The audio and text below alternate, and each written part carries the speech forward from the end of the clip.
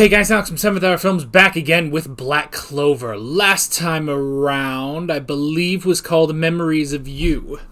Normally I'd be able to see what the title is on Crunchyroll, but it's a little peek behind the curtain. I'm not on Crunchyroll today because, well, let's just say maybe I want to start saving a little money, and well, maybe we'll leave it at that. I was thinking about saving some money, so I was gonna try out not using Crunchyroll today. But you didn't hear that from me.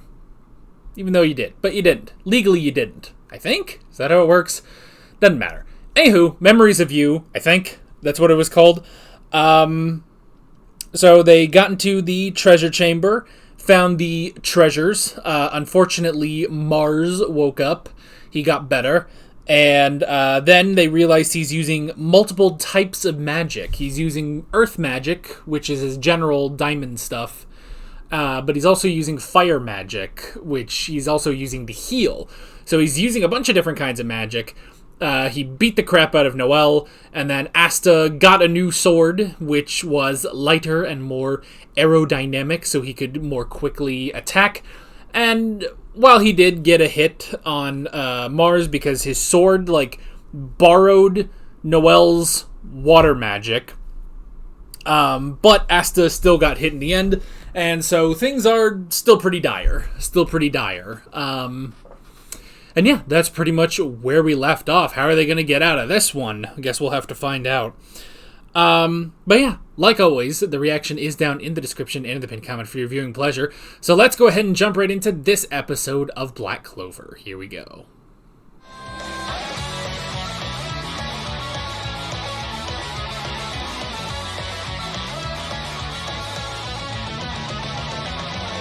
So, do those specific tongue twisters in English translate into tongue twisters in Japanese? I'm assuming so. Otherwise, did they use Japanese tongue twisters and just be like, well, let's just find the American equivalent, you know? Either way, I have to admit there is just something about the Petite Clover where it's just like, this is the dumbest thing ever, and I kind of love it, you know? They will take serious moments and then just make something goofy, you know? They are just unafraid of doing that, you know? This kind of big moment, you know, he thanked Lotus for saving him and stuff, and then it's just like, no, let's make a goofy moment. And, I love, too, that they just reuse that animation, and then there's just a hard cut to the chibi style, you know? That's really funny, so that's great. I love that. It kind of reminds me of when Jujutsu Kaisen used to do the Juju Stroll, which those were always pretty funny. I always enjoyed those, but, I mean, they stopped after the first season. I have no idea if these are going to stop at some point, you know? You would think they would, because yeah, in Jujutsu Kaisen they stopped doing that, and here it's like, well, maybe they'll, you know, once things really get serious, then they won't do that, but I don't know. Then again, Demon Slayer is still doing it, so I fully expect that in the Infinity War whatever movies that they do, that'll be the after credits scenes. So, all right, an interesting end to the episode, an interesting end to the arc. Yuno is just OP now, please nerf. We thought we did, but yeah, he just got this magical little girl and used her to beat someone up. That sounds weird. It sounds weird, and it is weird. So, I made the joke, I think, last episode, too. If not last episode, then the episode before that, I guess. But when he looked at the Elder Scroll, which I'm just going to keep calling it that, you know, it's very obvious that he absorbed that spell into his grimoire, which I guess, so if anybody else had done that, would they have gotten a little girl fairy that was based on their powers? I'm assuming if Noelle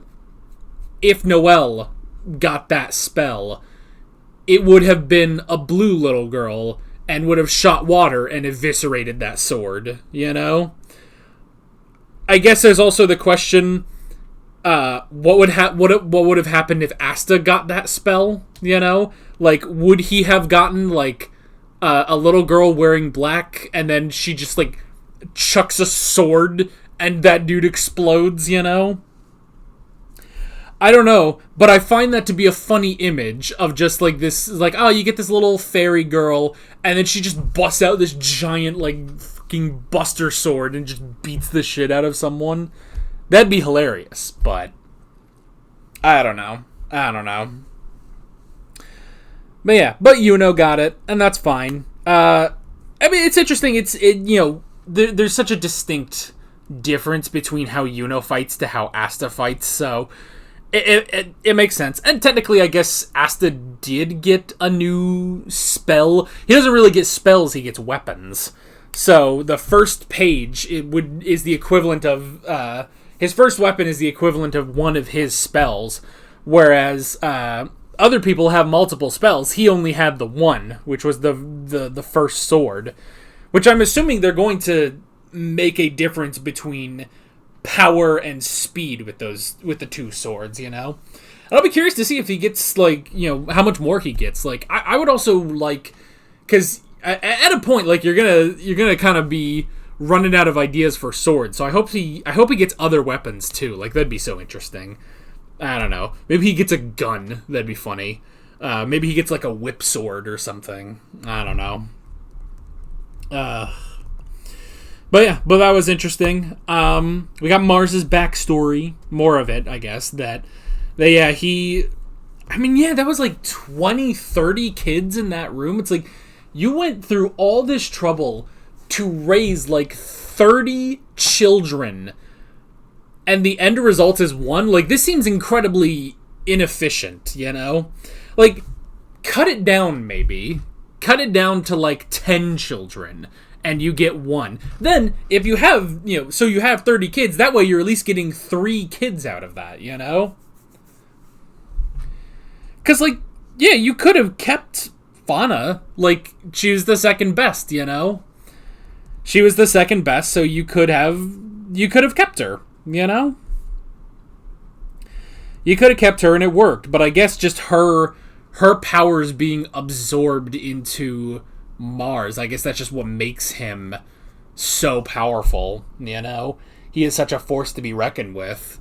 And I mean, I guess there's the other thing of, like, she didn't even come close to him. Like, he was too strong. It wasn't really a fight, he just kind of killed her. He kind of did that on accident, too. Like, he just kind of defended himself and she died, so I don't know. But that explains it. The double grimoire that he has is that he has her magic specifically, so it's an interesting thing with the Diamond Kingdom, you know? It's a very interesting thing with the Diamond Kingdom, because I like that they show... Honestly, they kind of show two sides of it, you know? Because they show Mars, which is the extreme side of the Diamond Kingdom, where it's like, you know, this is the horrible stuff they're doing, these experiments on children, basically, and, you know, basically throwing them through the Hunger Games just to make one incredibly powerful mage, basically. But on the other hand, you also have Lotus, who's just kind of a guy. Like, he's a really good, competent mage, you know? But he didn't go through all of that. Presumably, he became a mage like a traditional way, and he's got a family, you know? He's got a family, you know, the Diamond Kingdom is kind of down on its luck, hence why they're doing that stuff. But, you know, the Diamond Kingdom is down on its luck, so the fact that they got all that gold and all that treasure means that his daughters are going to eat very well for a while, you know? Like, surely he's going to take some of that home as his reward for capturing it, you know? So I mean, it's something, but I like that they kind of portray two sides of that, you know? It's really interesting, and it's also interesting, too, because it's like, again, you know, when I started this show, and we start hearing about the Magic Knights and the Wizard King and stuff, I was thinking, like, okay, so where's gonna be the evil within the kingdom and stuff? Like, well, we have this perfectly great utopian kingdom, basically, but where's the actual, like, underside of it, where everything's bad and stuff? And, that's, me coming off of Full Metal Alchemist and other shows like that. So, or even stuff like My Hero does that, And it's like, and I don't know, it seems like that's not really where they're going to go. And all of that sort of stuff is being relegated to a different kingdom, But I think that works.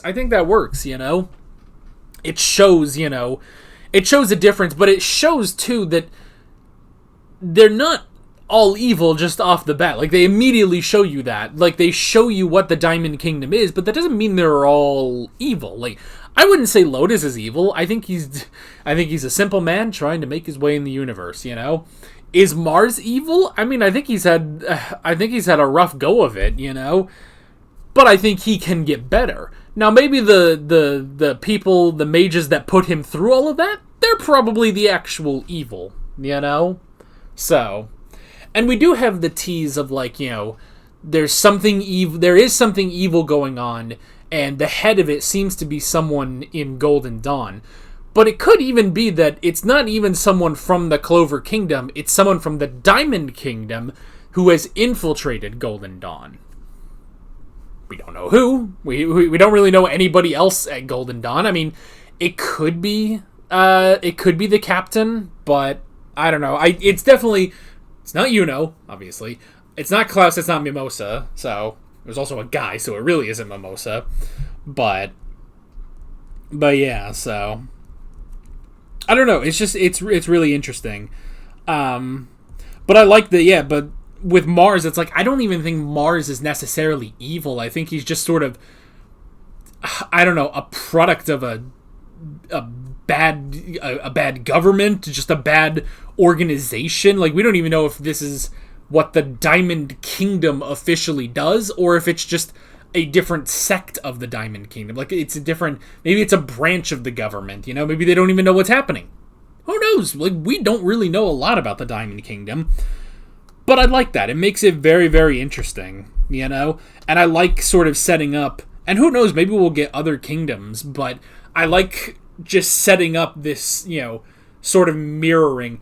It reminds me, there is a Zelda game called A Link Between Worlds, and with that, they show you the difference between the Kingdom of Hyrule and the Kingdom of the aptly named Lorule, And it's like, Lorule, it wasn't always like this, It should be a good place. It just isn't, It should be a good place, but mistakes were made and now it isn't, But maybe it can get better. And it kind of reminds me of that, just that mirroring between the Clover Kingdom and the Diamond Kingdom, So, Clover and a Diamond. Do you think we're going to get 2 other kingdoms based on playing cards? So what would we have? I guess the Diamond.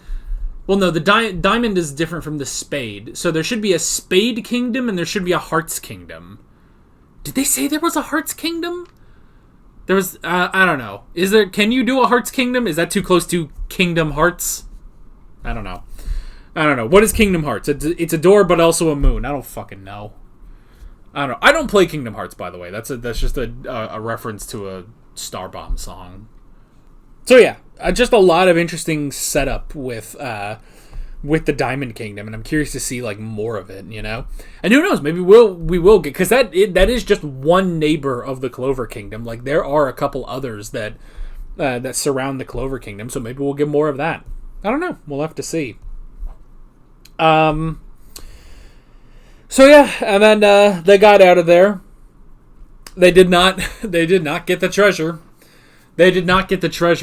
So that might come back to bite them. We may not be getting a star after all from the Wizard King, because we did not get the treasure out of this. But they made it out in relatively one piece. And then at least I did like that moment of Klaus apologizing, just being like, I should not have judged you. I should not have thought you were weak just because you're peasants, Like, I'm sorry that I had that prejudice against you. So that was good. I like that. I like that he acknowledged them, And then we get the fun moments, you know, of everybody, you know, they're thanking Asta. He's thanking them, you know, obviously for getting him out of there. And then we get the cute moments of Mimosa just being a little shy for Asta's compliments, and then Noelle being the tsundere that she is, and then just injuring him once he points out that her boobs are almost out, you know, that her clothes are in tatters too. So, so yeah, so that was funny, you know, a nice end of day thing. But they didn't get the treasure. Oh, I should have wrote this down, but I didn't. Oh, I kind of did. I almost missed it though. I like that moment. I like that moment where Asta wants to save Mars, you know? Because this reminds me of Avatar: The Last Airbender. This is a long time ago. I mean, good lord, probably nearly 20 years ago, if not, it is 20 years ago at this point. Oh, God. But about 20 years ago, when Avatar: The Last Airbender was airing for the first time, there's a moment, basically, I won't give away too much, but there's a moment where there's a character and they're like, well, you know, he's our enemy, screw him, let's leave him here to die. And, you know, or let's just leave him here. And Aang says, no, we can't leave him here. And Sokka's like, what are you talking about? Of course we can leave him here. He's our enemy. We can't, like, what are we going to do? And Aang says, if we leave him here, he'll die. And he goes and gets him, and they end up saving him, basically. And I remember there's like a core memory now, which is crazy, you know, because I mean, I've watched Avatar so many times since then, but it was 20 years ago, so, but I remember watching that as a kid and being like, but that's strange, because, like, why would you want to save him? Because he's the enemy. And that literally, as a kid, that it basically taught me that good lesson of, like, no, you shouldn't do that. You shouldn't just leave someone to die. You know, you should help someone, even if they have done bad things. And I like that Asta does that, you know, that he is like, look, we came here to get the treasure. We didn't come here to kill an enemy, you know? So it's just like, I like that it's just like, no, he doesn't, like, we should not leave him here to die, you know? It's not right. So I like that. That was a good... Unfortunately, they did leave him to die, but luckily Lotus got him out of there. But, along with all the treasure. But I like that moment where Asta's like, no, we can't just leave him here to get crushed in this dungeon, you know? So that was good. That was good. Good stuff. And yeah, I guess that's pretty much it. So... curious to see where we're going now. What's our next arc? Are we going to get some one-off episodes before our next arc? I don't know. We will have to see. We will definitely have to see. But that is basically it. With all of that being said, I'm Alex from 7th Hour Films, and I will see you guys next time. Take care. Alright guys, thanks for watching this video. There's a bunch of links on screen if you want to go click around any of those. There's a playlist with all of my Black Clover reactions, as well as another video you can go click on if you want. There's also a subscribe button and a Patreon button on screen, as well as other links in the description if you want to go check out any of those. See you guys later.